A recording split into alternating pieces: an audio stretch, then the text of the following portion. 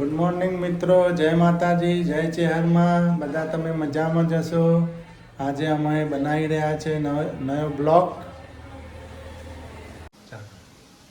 Good morning દોસ્તો, તમે કેમ છો મિત્રો? મજામાં? અમે જો આજે દાદાની આપણે રામાપીર બાપાની ભાદરવી 11 છે, તો એમના માટે આજે અમે થાળ ધરાવ્યું છે. થાળ ધરાવવાનો છે એટલે હું પ્રસાદ બનાવું છું. એમાં ખીર બનાવી દીધી છે. જો દોસ્તો, ખીર ઓકે થઈ ગઈ છે આપણી. જો હવે આપણે બનાવીશું, પૂરી બનાવી દીધી છે. હવે આપણે એક શાક બનાવવાનું બાકી છે. આપણે પછી દાદાના થાળ ધરાવી દઈશું પ્રસાદ. ને તમે બધા કેમ છો? મજામાં? મારા વાલા વાલા પ્યારા પ્યારા મિત્રો, બધા મજામાં છો ને તમે? હકીકતમાં એ મારવાડમાં છે. જય રામાપીર બાપા. અમારા ઈષ્ટદેવ શ્રી રે, એટલે અમારે અચૂક થાળ ધરાવવો પડે એમને. અમારા જે તમારે બધા કેમ બધાને ઈષ્ટદેવ હોય અમુકને, એમ અમારા ઈષ્ટદેવ છીએ રે રામાપીર બાપા. તો કોમેન્ટમાં ખાલી દોસ્તો જય રામાપીર લખીને મોકલજો ભાઈ, બીજું કાંઈ નહીં.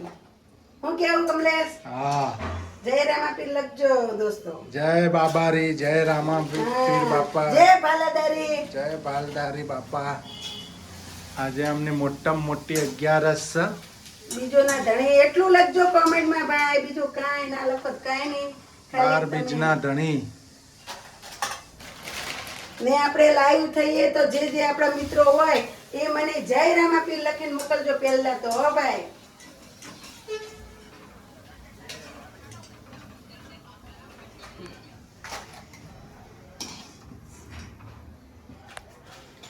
થાય છે.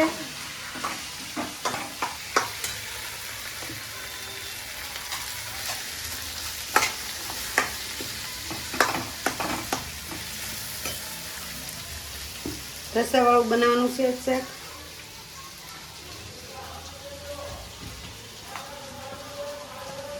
બટેકાનું રસાવાળું શાક, પૂરી, ખીર, રામાપીર બાપાના થાળ ધરાવવાનો, પછી જમવાનું. આજે 11 છે. રસોઈ બનાવી રહ્યા છે અમારા મેડમ. તો સરસ બને સબ્જી. સરસ બની ગઈ છે રસાદાર બટેકાની સબ્જી. હજી તો થોડું પાણી નાખવું છે યાર, થોડું રસા.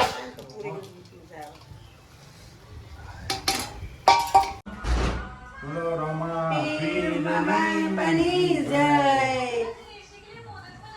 દોસ્તો, અમે દાદાનો થાળ ધરી દીધો બાપાને. અમારા ઈષ્ટદેવ છે એટલે બાપા કોતે હાલે, દાદા કોતે હાલે.